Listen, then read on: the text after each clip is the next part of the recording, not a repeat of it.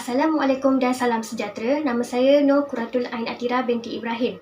Hari ini saya ingin membincangkan tentang tugasan akhir seni bina, iaitu bahagian A dan bahagian B.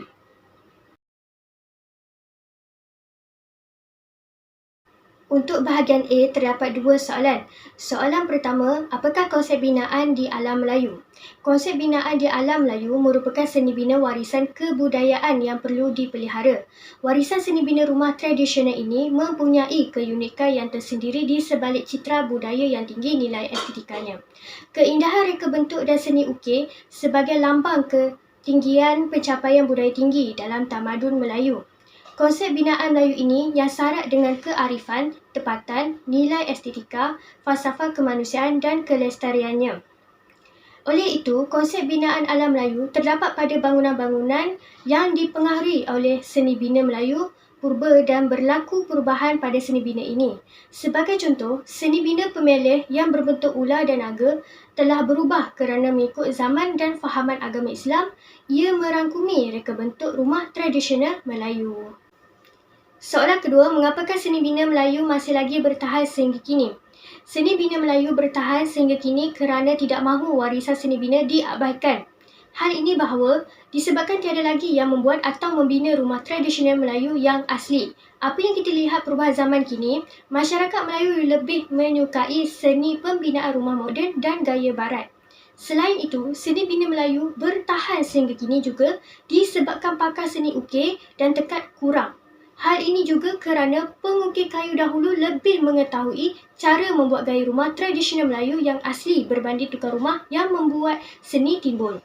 Seni pertukangan pada rumah tradisional mempunyai interaksi pada sesuatu warisan seni bina. Oleh itu, hanya beberapa masyarakat yang masih mempertahankan warisan seni bina Melayu sehingga kini kerana mereka menganggap warisan ini adalah satu legasi yang masyhur. Hal ini bahawa hanya beberapa tempat sahaja yang masih tinggal di rumah tradisional Melayu yang asli. Antara sebab seni bina Melayu masih bertahan adalah satu penghasilan seni bina terbaik yang mempunyai semangat masa dan tempat. Sesuatu seni bina Melayu juga melambangkan tamadun, masa, tempat dan cara hidup masyarakat.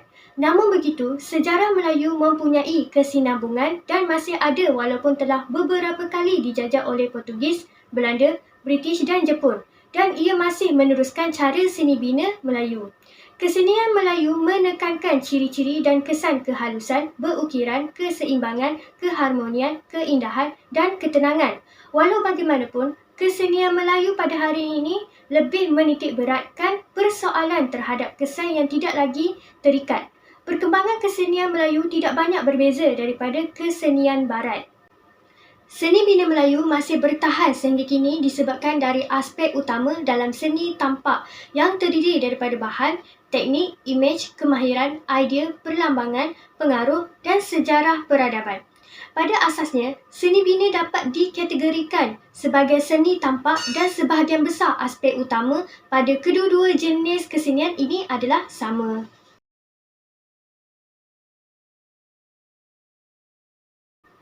Bahagian B, terdapat dua soalan. Soalan pertama, adakah komuniti setempat memainkan peranan penting dalam mengekalkan bangunan warisan? Keperluan pelibatan masyarakat amat penting dalam proses pemeliharaan bangunan-bangunan warisan. Hal ini bahawa pelibatan masyarakat dapat memberikan kesedaran dan pendidikan tentang perlunya mengekalkan warisan seni bina.